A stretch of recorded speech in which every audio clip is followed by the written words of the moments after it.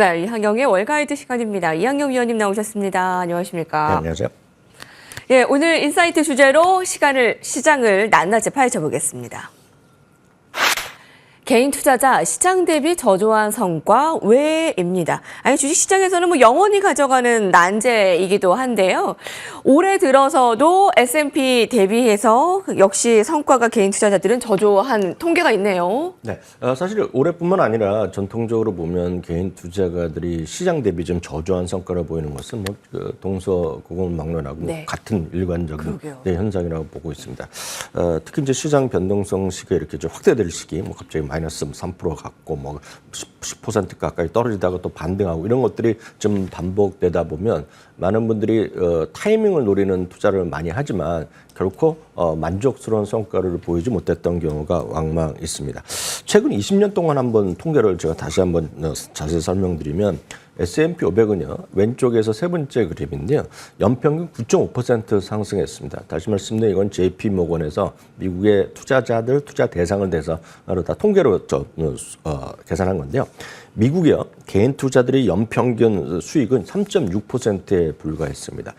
개인 투자가들이 이렇게 시장의 한 3분의 1 정도밖에 수익을 내지 못한 것은 역시 두 가지 있죠. 가장 큰 것이 역시 욕심과 한편에서는 반대에 있는 공포심 때문이라고 보고 있습니다. 특히 이제 타이밍을 잘 맞추는 욕심이 생기기 때문에 조금 더 좀 저점에서 사보려는 욕심이 생기고요. 또 좀 올라가면 이제 겁이 나죠. 그래서 빨리 이익을 챙기고 있었다는 그런 심리. 그러다 보니 상대적으로 현금을 갖고 있는 시기가 상대적으로 많을 수밖에 없습니다. 조금이라도. 그러니까 그런 것들이 오히려 시장에서는 마이너스 요인이었다고 보셔야 되겠고요. 다음 그림도 자세히 한번 제가 자주 보여드렸던 그런 자세히 설명드리겠습니다. 최근 20년 동안에요. 가장 좋았던 열흘이나 20일, 30일, 40일 동안만 주식을 안 갖고 있었다 그러면 시장 대비 형편없는 수익을 갖고 있습니다. 최근 20년 동안이요. 1년에 딱 이틀, 그러니까 가장 좋았던 이틀만 주식이 없었더라도 20년 동안 주식을 갖고 있어봤자 마이너스 났다는 겁니다. 그래서 그만큼 시장에서 언제 올라갈지, 언제 떨어질지를 정확히 알고 하면 많은 분들이 꿈을 꾸지만 현실적으로 그런 사람들이 전 세계에 몇 명이나 되겠습니까? 제가 봤을 때 0.001% 안 되거든요. 그러니까 이게 쉽지 않은 것들을 많은 분들이 노리고 있다라고 보고 있습니다. 그러다 보니 많은 분들이 시장에서 같은 시기에 올라간, 그러니까 시장이 어려운 시기에 최근 20년 동안, 그리고 최근 10년 동안 특히 팬데믹 이후에 급증한 시장이 하나 있습니다. 많은 분들이 들으시면 공감하실 수도 있을 것 같은데요. 최근 5년 동안만 해도요. 특히 정확히 보면 팬데믹 이전 대비요. 팬데믹 이전 대비 5년이 된 거 아닙니까? 2019년부터 지금까지 5년이 됐는데요. 딱 시장이 2배로 커진 시장이 있습니다. 그게 바로 ETF 시장이 되겠습니다. 네. 우리나라에서 요즘 ETF가 상당히 많은 분들이 투자에 활용하고 있는 것으로 뉴스에서도 저도 많이 봤는데요. 2019년에요. 미국 경우에 3조 5천억 달러 시장이었습니다. ETF 시장이요. 근데 1분기만 현재 그게 7조 1천억 달러로 되면서 전체 미국 주시장에서는 한 13%를 차지하고 있고요. 채권 시장 2.8%. 그러니까 미국 전체 주시장의 13%는 지금 어떤 형태로도 ETF가 갖고 있다는 것입니다. 그리고 바로 이 그림이 아시아 그리고 캐나다, 유럽, 미국의 투자가들한테 앞으로 시장에서 ETF가 수요가 더 늘어날 수 있겠는지 아니면 별 볼 일 없을 것인지 아니면 조금 늘어날 것 같은 조사를 물어본 건데요. 이거는 그 PwC라고 전 세계 가장 유명한 컨설팅, 재무회계 컨설팅에서 한 겁니다. PwC에서 설문조사를 보여드린 건데 오늘 봄에 한 건데요. 64%의 미국 설문응답자가요. 2028년이면 지금부터 5년인데요. 4년 정도 남았죠.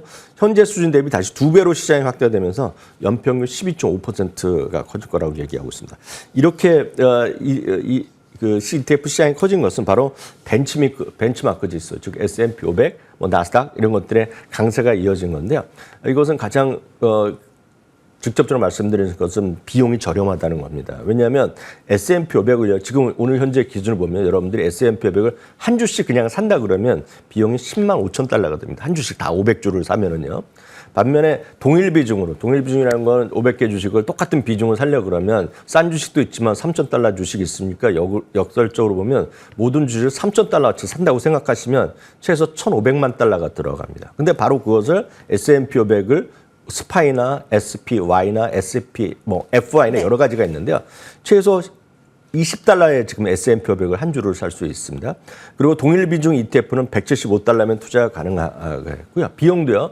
최소 무료로 하는 것도 있겠고요. 0.03%밖에 1년에 수수료를 부과하지 않습니다. 이렇게 엄청 저렴한 쪽에 할 수 있다는 것입니다. 특히 요즘은 이런 패시브형 인덱스뿐만 아니라 액티브형 ETF도 상당히 핫하게 움직이고 있는데요. 이런 것들이 모두 개인 투자가 대비 월등한 어떤 분산 투자를 제공한다는 장점이 있기 때문에 이런 시장이 커지고 있다고 보셔야 되고요. 이것은 미국뿐만 아니라 한국을 포함한 아시아 지역에서는요. 오히려 성장률 보면 더 커집니다. 연 18% 가까이 이 시장이 커지고 있다고 보셔야 되겠습니다. 그러면 당연히 대표적인 ETF 운용사를 여러분들 보셔야 되겠는데 우리나라에서는 이제 운용사가 상장이 안 돼 있습니다. 지금 우리나라 같은 경우에 보면 미래에셋에 하는 타이거라고 하죠. 그 삼성의 코덱스 이것이 가장 큰 회사들인데 상장이 안 돼 있습니다.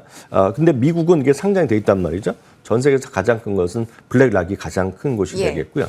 다음은 스테이트 스트리트, 여러분 스파이라고 운영하는 곳의 대표적 운영사, 미국 3위 회사가 되겠습니다. 그리고 찰스 수압, 그리고 위드덤 트리 이런 것들이 대부분 그 자산 운용사들이기 때문에 이런 것들에 대해 관심을 가질 필요가 있겠고요. 이런 것들이 하나하나 하기 쉽지 않다 그러면 여러 번 말씀드렸던 ETF가 있습니다. IAI라는 미국의 소위 브로커 그리고 딜러들을 모아놓고 여기에는 쉽게 얘기해서 거래소가 다 들어가거든요. 우리나라는 한국 거래소가 나라에서 하는 거 아닙니까? 쉽게 얘기하면 형식적으로 뭐 다르게 돼 있죠. 공공기관이지만 나라에서 하는 건데 미국은 거래 뉴욕 증권거래소 여러분들 뉴스나 이런 데서 보시면 뉴욕 증권거래소 나스닥 이것들이 다 민간 기업이거든요. 그러니까 그런 것들이 상장돼 있기 때문에 그런 걸 다 포함한 것이 IAI라는 ETF가 있는데 제가 볼 때 이런 거라도 여러분들 좀 갖고 관심을 갖고 보시면 좋겠습니다. 예. 국내뿐 아니라 동서고금 막론하고 개인 투자자들의 아쉬운 성과, 미국 시장 쪽은 어떤지 집중 분석해봤습니다. 코로나 팬데믹 이후에 가장 고속 성장한 쪽은 ETF 확인이 되고요. 타이밍을 잘 맞추려는 욕심보다 분산 투자, 적립식, 개인 성과보다 좋게 나온다라는 분석 들어봤습니다. 자, 오늘 헤드라인으로 이어가겠습니다. 역시 시장의 중심은 이것입니다. 마켓워치에서 보도했습니다. 엔비디아 어떻게 될 것인가. 정말 우리의 엔비디아 어떻게 될 것인가 싶습니다. 이 한 종목의 영향력이 워낙 크기에 보유하지 않더라도 궁금증인데요.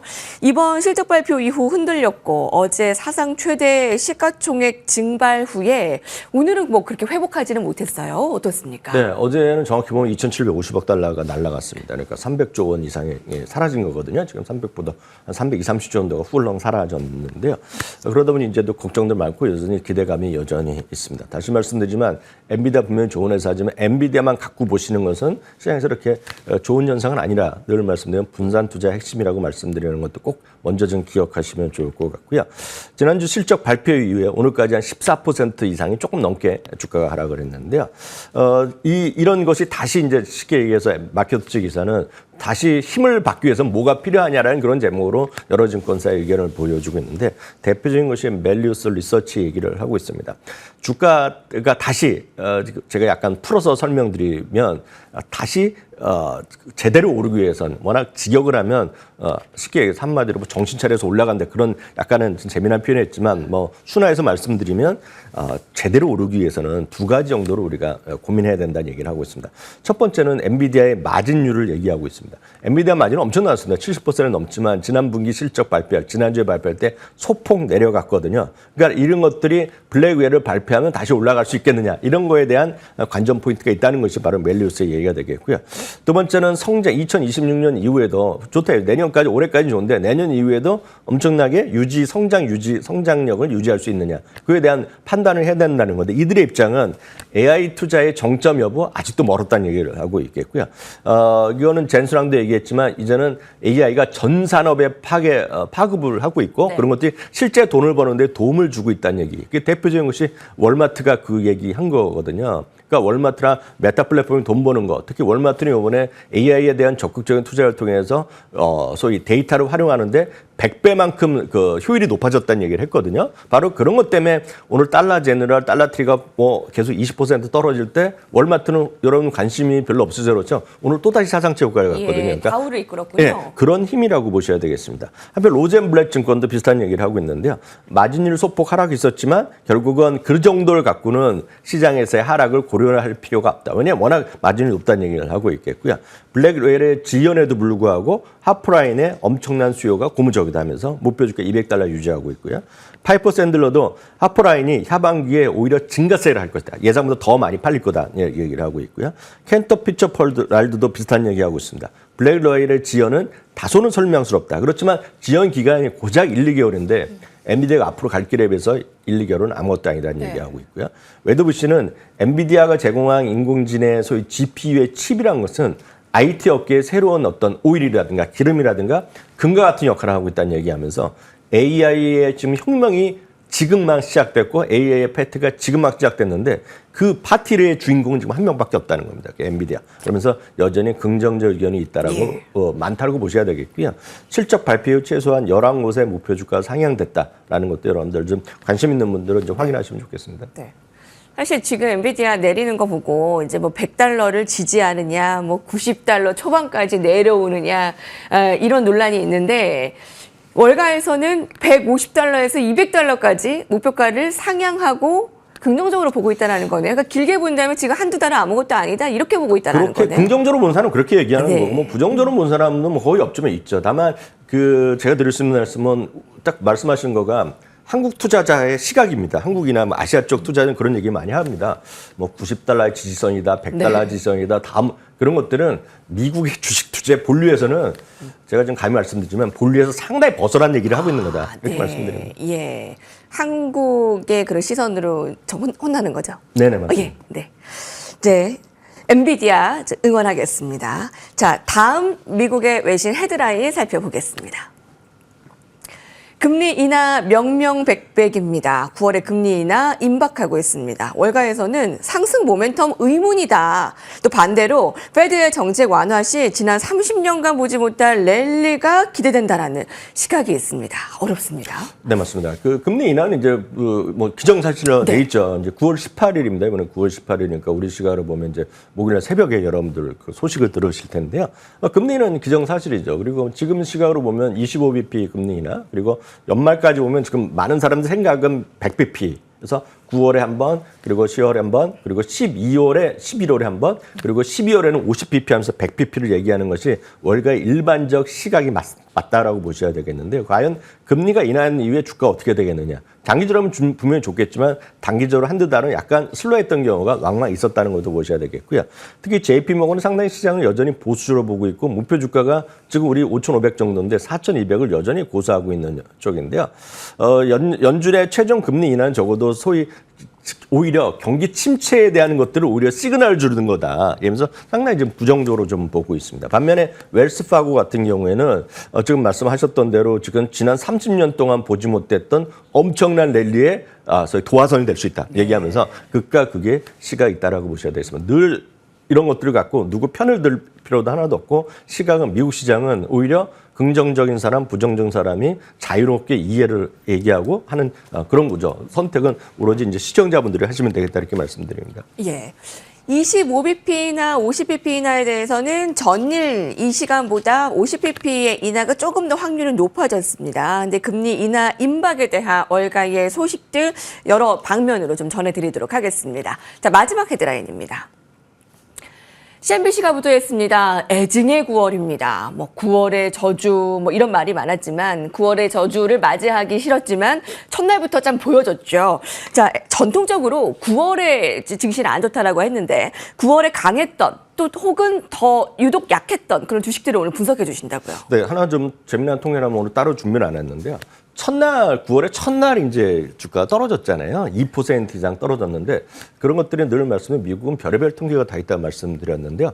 최근 그런 경우 했던 10번을 보면 그 10번 모두 주가는 그 다른 주가 또 올라가면서 끝났습니다. 그렇기 때문에 첫날의 하락을 갖고 너무 그렇게 걱정할 필요는 없다라고 보셔야 되겠지만 그럼에도 불구하고 그런 하루의 뭐 하락보다는 9월에 전체적으로 보면 확률상 보면 9월은 좀 아직 가장 안 좋았던 달인 것은 틀림없다. 라는 건 팩트라고 보셔야 되겠습니다. 그런 관점에서 이럴 때 여러분 무리할 필요도 없다라는 정도 생각하시고 좀 마음의 여유를 갖고 보셔야 되겠다. 다시 말씀드리지만 9월부터 12월까지 보면 대부분 70% 확률로는 주가가 어떤 경우에도 올랐다라고 보셔야 되겠고요. 다만 오늘 통계적으로 보면 과거 9월 달에 상대적으로 강했던 거, 상대적으로 약했던 거를 그냥 통계적으로 보여드리겠는데요. 네. 상대적으로 강했던 것들의 표가 여기 나온 표가 돼야겠는데요. 여기서 아마 여러분들 익숙한 것은 아마 사우스웨스트 항공 정도가 상대적으로 최근에 주가도 좀 살아있는 것이 되겠고요. 또 하나가 사우스웨스트 항공뿐만 아니라 은근히 요즘 우리나라에서도 홈쇼핑에서 보면 크루즈 여행하는 거 많이 홍보하는 것처럼 방송하는 거 봤거든요. 그게 지금 미국에서 상당히 흐름이 있기 때문에 그런 로얄 캐리비안 크루즈 이런 것들이 상대적으로 9월에 강했던 흐름이라고 보셔야 되겠고요. 반대로 약했던 것들이 있습니다. 약했던 것들은 이런 것들이 관심 있으시면 이런 게 9월에 약했는데 사도 될까 하는 정도로 여러분 스타디를 한번 해보시면 좋겠습니다. 대표적인 주택 건설 업체는 폴트그룹이라든가 라스베가스 산지는 의외인데요. 라스베가스 산지는 뭐 해볼 만하다는 생각도 저도 좀 하고 있었는데 보니까 통계적으로 보면 9월에는 좋지 않았던 성과가 있었다는 것도 참고하시면 좋겠습니다. 네, 애증의 9월 전통적으로 강했던 약했던 주식까지 정리를 해봤습니다. 이학용 위원님과 함께했습니다. 감사합니다.